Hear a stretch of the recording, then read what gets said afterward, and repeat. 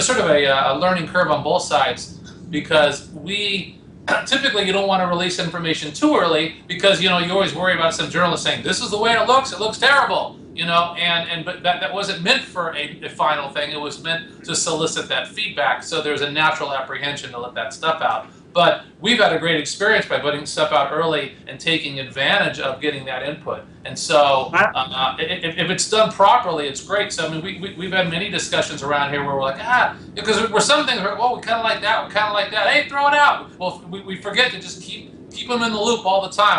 I think about the crowd as like pretend like they're all in the other room, and so whenever we want to solicit feedback, you just go into that other room and ask them. And it's always fruitful. Yeah, imagine 5 years ago you were to go to a publisher and say, hey, we're 2 years out from making this game. We're going to release our vision document to everybody and let them start talking about it. They'd sue us. Yeah, it would never happen. But we during our Kickstarter, we do that. We release the vision document, and I think that turns into a huge positive because, one, it lets people have a very good understanding of what we see that's core to the game, and it starts a very good dialogue, an informed dialogue on what we're planning on doing and how we're going to go about moving forward. So, as we would go in and we're very heavy going through a lot of our forums and seeing it, a lot of the threads on the forums were focused towards the game we were trying to make instead of just this mythical Wasteland 2 game that they don't know anything about, and then you can get feedback that's all over the place. Right. No, I mean, I definitely am. By the way, we probably should, for the people that are watching this that maybe don't know about Wasteland 2 at all, we should at least say it, because basically you have Wasteland 2, which is, the sequel to the original Wasteland a long time ago, which rocked. It was kind of the precursor to Fallout. Right. And then also you also have Torment. So you're actually kind of unique for having two crowd-funded games in production at the same time.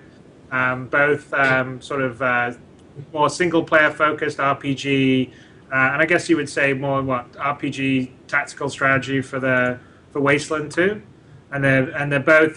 So I mean, what's the easiest way for people to see them? Go to the In Exile site. Yeah. If you go to the In Exile website, you can see them both there. We have links up for them, and we still have our Slacker backer store, so we're still selling them for now until we get closer to launch, and we'll kind of freeze that. But yeah, so I would definitely go check them out. I mean, those were there was a certain kind of old school role playing game, which actually that phrase is getting used a little much these days. But there's a heavy sense of kind of reactivity and very deep in that way, and so and a more and a writing style that was very mature.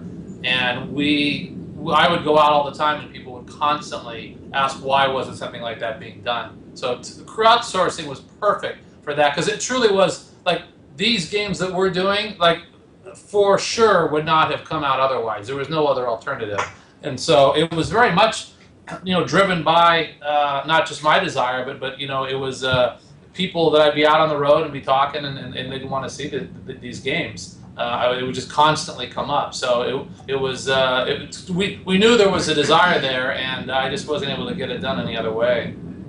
No, I think it's perfect. I mean, I think one of the things that I've said is that crowdfunding lets some of the genres that maybe aren't the 20 million unit selling Call of Duty military shooter kind of thing happen, whereas in the old days, I remember, you'll remember, Brad, if you had a 100,000 unit seller in the old days in the late 80s, you were like a rock star. You get a gold disc. Yeah, I still have a couple. Seriously? I have a couple of my walls. I have a gold disc today. And these days, you jump out of a building if you sold that many. Exactly. I had a bet when before Wing Commander came out, the head of sales at Origin says, I'm going to sell 100,000 units of this, and I said, there is no way you're selling 100,000. That was the mythical number, and it came out and it did well, but it was a big deal to do that. And now you're right. I mean, you had Square Enix say we only sold 3.5 million of Tomb Raider. Tomb Raider reboot, and it's a failure. 3.5 million. Not that many years ago, massive hit. So that I think there's a lot of kind of games that gamers love to play, and they have, and